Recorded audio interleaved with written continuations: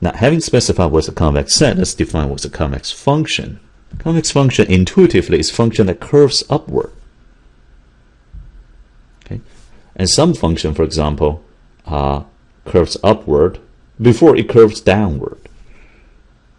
Now, we know that if we look at a function f, its first derivative tells its monotonicity. Is it increasing? Is it decreasing function? And the second derivative tells us whether it curves upward or downward. Let's say the function is single variable function, f of a scalar, a variable x. Let's say quadratic, because we're all talking about quadratic today, is x squared. Okay, you can add a few other, couple of other affine terms, say 2x minus plus 3. Okay? This, if you plot it, curves upwards. Or another function minus x squared plus 2x plus 3. If you plot it, it curves downward. Both are quadratic function. One is a convex, the other is not. In fact, the other, if you flip it, minus f of x for this function is convex. We call the function whose minus of that function is convex a concave function. So this is convex function. This is a concave function.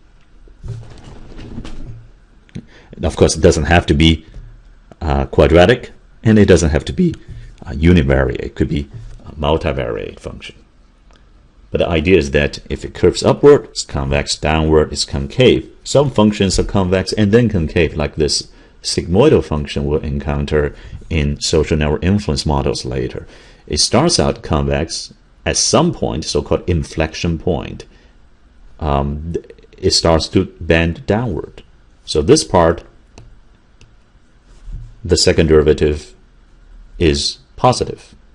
And this part, second derivative, is negative. This curves up, this curves down, this part is convex, this part is concave. The whole function, therefore, is neither convex nor concave. Now, what kind of function is both convex and concave? We say, wow, that means you need the second derivative to be both non-negative and non-positive. The only possibility is that it is exactly 0. That means it has no curvature. That's the only way to make it both positive and negative. So no curvature means it is a straight line. It could be pointing up or pointing down, depending on the first derivative, but the second derivative is 0. In other words, a linear or affine function is the only function that's both convex and concave.